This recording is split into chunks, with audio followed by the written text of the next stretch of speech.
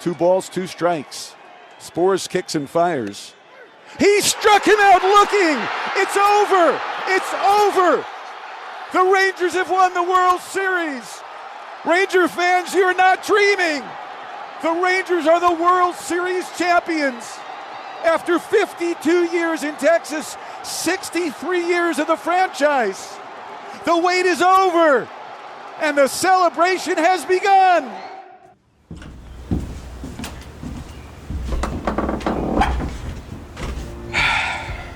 "52 years. That's a lot of waiting to see a banner. And that meant a lot to a ton of people. And for someone, it meant even more. And I'm not talking about a player or a coach or a scout or someone that has any on-field decisions. No. I'm not even talking about anyone who you see at Globe Life Field. Rather, someone you hear. This is Chuck Morgan. I'm with the Texas Rangers Baseball Club, and I'm the Executive Vice President of Ballpark Entertainment, Promotions, and Productions. And I guess I'm probably best known as the voice of Globe Life Field and was the voice of Arlington Stadium and Ballpark in Arlington. So I've been here a little while. Chuck Morgan began his major league career in 1983 with the Texas Rangers, and it was love at first pitch. But something had been missing: a World Series championship. Now that it's happened, there's really no words for it. Been a baseball fan for so long, and I really was starting to worry if it was ever going to happen, if I was going to have to either retire or quit or something, and walk away without that happening. But there are no words describing this. It's really a great feeling and a great, just great to be a small part of something like that. And he hasn't missed a home game since, coming into the 2024 season with 3,244 games straight in the PA booth. It's safe to say that he's missed out on some time with his family.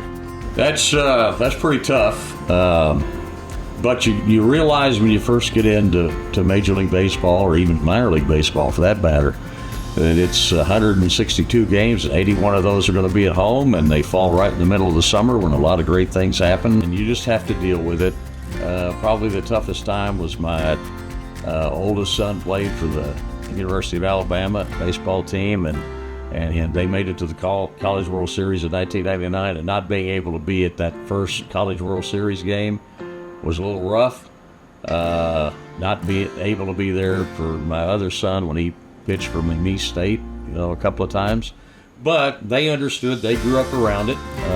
They got to be bat boys and ball boys here, and got to do a lot of great things. So I've accepted it. But he doesn't do it for the World Series ring or the money.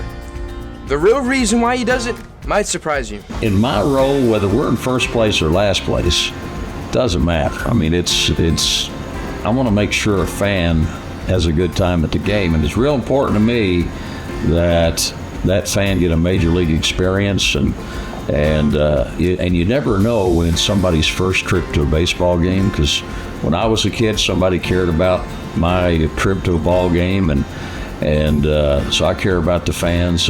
Not only does he love the fans, but they love him. I've watched Rangers games live when we were the worst team in baseball, and I've watched us be the best team in baseball. And there are some things about, whether it was the old stadium, the new stadium, I mean, hearing Chuck's voice is part of it. You have, the general sight, sound, smells of baseball, the fireworks going off in the outfield when there's a home run.